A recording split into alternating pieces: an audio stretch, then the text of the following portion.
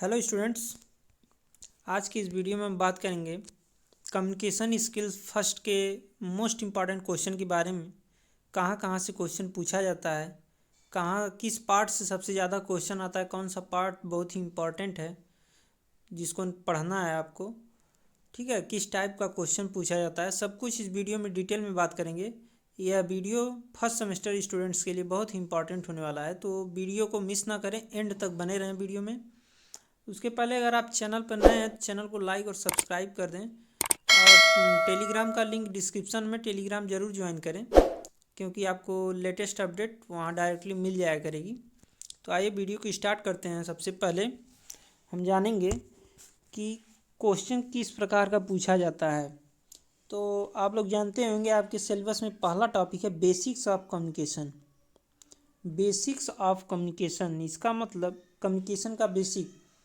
इसमें क्या क्या पूछा जा सकता है, इसमें ये पूछा जा सकता है कम्युनिकेशन की डेफिनेशन, यानी define communication. What do you understand by communication, इस तरह का क्वेश्चन आपसे पूछा जा सकता है। Define communication, what is communication, what is need of communication. ठीक है, या पूछा जाए what do you understand by communication. किसी भी तरह का क्वेश्चन पूछा जा सकता है, तो आपको वही लिखना है, डेफिनेशन, उसकी डेफिनेशन। ठीक है, उसके बाद अगला क्वेश्चन जो पूछा जा सकता है आपसे वह है टाइप्स ऑफ कम्युनिकेशन।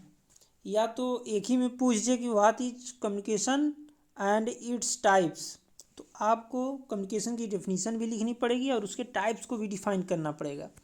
या दोनों अलग अलग पूछ दे 5-5 नंबर में कि what do understand by communication, तो आपको डिटेल में लिखना पड़ेगा। फिर अलग से पूछ दे 5 नंबर में what is types of communication, तो वहाँ भी आपको डिस्क्राइब करके लिखना पड़ेगा।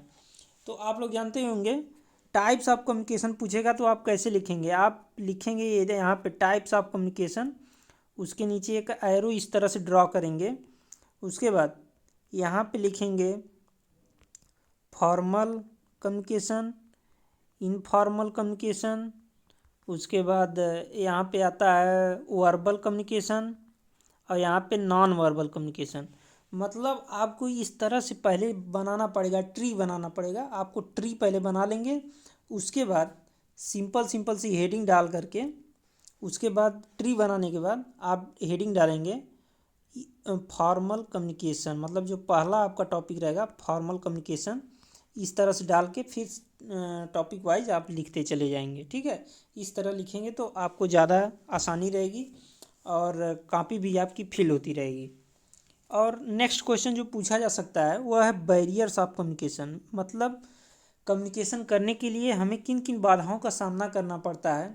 जैसे टेक्निकल एरर हो गया, आज के मॉडर्न टाइम में कभी कभी कम्युनिकेशन नहीं हो पाता है ड्यू टू टेक्निकल एरर। ठीक है, जैसे इस समय मॉडर्न में व्हाट्सअप आ गया है, फेसबुक आ गया है, तो वीडियो कॉल करते टाइम कभी कभी नेटवर्क नहीं पड़ रहा है, तो ये सब टेक्निकल एरर है। ठीक है, ये सब बैरियर्स ऑफ कम्युनिकेशन है, मॉडर्न बैरियर हैं। पहले के टाइम में फिजिकल बैरियर होता था, ये सब होते थे बैरियर। तो आप इसको डिटेल में पढ़ेंगे, टॉपिक वाइज पढ़ेंगे। ये अगर पूछता है तो आप हेडिंग डाल डाल करके तब लिखेंगे इसको। हेडिंग कम से कम 5-6 हेडिंग रहनी चाहिए उसमें। उसके बाद मॉडर्न टूल्स ऑफ कम्युनिकेशन पूछा जा सकता है। मॉडर्न टूल्स ऑफ कम्युनिकेशन मतलब कि मॉडर्न टाइम में हम कम्युनिकेशन कैसे कर सकते हैं, कैसे कर रहे हैं, कैसे किया जा सकता है कम्युनिकेशन। ठीक है, ये सब मॉडर्न टूल्स में आता है। तो इसमें आप डाल सकते हैं नेटवर्किंग है, इंटरनेट के थ्रू सभी लोग कनेक्ट हैं। ठीक है, मोबाइल फ़ोन हो गया, ये सब आपका ईमेल हो गया, ये सब आपके टूल्स हैं, मॉडर्न टूल्स हैं कम्युनिकेशन करने के लिए। ठीक है, और आपको बता दें ये बहुत ही इंपॉर्टेंट पार्ट है, इसको आप मिस मत करिए क्योंकि इस पार्ट से 12 नंबर का क्वेश्चन जो है पूछा जाता है। 12 नंबर का क्वेश्चन आपके एग्जाम पेपर में इन्हीं पोर्शन से देखने को मिलेगा। ठीक है, तो आइए देखते हैं नेक्स्ट टॉपिक हमारा जो है, दूसरा टॉपिक है आपके सिलेबस में ग्रामर। ग्रामर क्वेश्चन भी बहुत ही इम्पॉर्टेंट है, बहुत ही इम्पॉर्टेंट पोर्शन है, क्योंकि यहाँ से 16 नंबर का क्वेश्चन पूछा जाता है आपके एग्जाम में। तो ग्रामर में देखिए क्या क्या टॉपिक्स है हमारी। पार्ट्स ऑफ स्पीच है, जैसे noun, pronoun, verb, adverb, preposition, conjunction, interjection, adverb, ये सब हो गया। ठीक है, सेंटेंसेज हो गया, टेंस हो गया, एक्टिव पैसिव हो गया, पंक्चुएशन हो गया, डायरेक्ट एंड इनडायरेक्ट स्पीच हो गया। तो इसको बहुत ही ज़्यादा सीरियस लेने की ज़रूरत नहीं है, ये बहुत ही ज़्यादा हार्ड नहीं पूछा जाता है। यहाँ से आप बस इसको सबको पढ़िएगा, इसको आप अच्छे से इसको पूरा पार्ट जो है सबका पढ़ लीजिएगा। इससे आपको देखिए फिल इन द ब्लैंक्स में भी आ सकता है कि यहाँ पे फिल करिए नाउन कौन सा होगा या प्रोनाउन कौन सा होगा, टेंस कौन सा होगा, फिल होगा या एक्टिव पैसिव क्या होगा। फिल इन द ब्लैंक्स में भी आ सकता है और लिखने के लिए भी आ सकता है। तो आप अच्छे से तैयार रहिएगा। इस पार्ट से 16 नंबर का क्वेश्चन आता है, ठीक है। तो इससे फिल इन द ब्लैंक्स भी आता है और लिखने के लिए भी आता है। एक्टिव पैसिव लिखने के लिए आता है, डायरेक्ट इनडायरेक्ट स्पीच, और फिल इन द ब्लैंक्स भी 2-2 नंबर का आता है। तो आप हर तरीके से तैयार रहिएगा। उसके बाद तीसरा क्वेश्चन है, ये देखिए फ्री का नंबर यहाँ पे मिलता है 8 नंबर जो है। अगर आप थोड़ा सा प्रैक्टिस कर लेते हैं तो ये फ्री का नंबर है। अनसीन पैसेज मतलब ऐसा पैसेज जिसको हम देखें ना हो। कोई भी पैसेज उठा कर दे देगा और उसमें से 5 क्वेश्चन पूछेगा, 5-6 क्वेश्चन या 4 क्वेश्चन जो भी पूछे, 5 क्वेश्चन लगभग पूछता है। उसमें कुछ भी पूछ सकता है आपसे और उसका आंसर उसी पैसेज में रहेगा। जैसे पूछ दिया 1 वर्ड सब्स्टिट्यूशन, कोई वर्ड है 1 वर्ड सब्स्टिट्यूशन उसका पूछ दिया, या उसका एंटोनिम पूछ दिया, उसका सिनोनिम पूछ दिया, कुछ भी पूछ सकता है उससे रिलेटेड। उसकी मीनिंग पूछ दिया, इसकी मीनिंग क्या है। तो ये सब जो क्वेश्चन पूछेगा इसका आंसर आपके पैसेज में रहेगा। आपको बस अच्छे से पैसेज को देखिए, पैसेज जब भी आएगा तो आपको कम से कम उसको 3 बार पढ़ना है।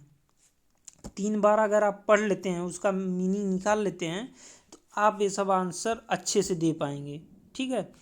ये नहीं है कि पैसेज को बस पढ़ लिया, पैसेज की हिंदी समझने की कोशिश कीजिए, उसकी मीनिंग कहना क्या चाह रहा हो, स्टोरी क्या है, तब आप ये आंसर अच्छे से दे पाएंगे। 3 बार पढ़िएगा कम से कम, आपका आंसर सब क्लियर हो जाएगा। तो अगर आप 3 पैसेज सिर्फ प्रैक्टिस कर ले रहे हैं अपने सीरीज से तो बहुत ही अच्छा हो जाएगा, ठीक है। ये 8 नंबर आपको मिल जाएगा। उसके बाद हमारा जो चौथा पार्ट है वो है राइटिंग स्किल। यहाँ से 14 नंबर का क्वेश्चन पूछा जाता है।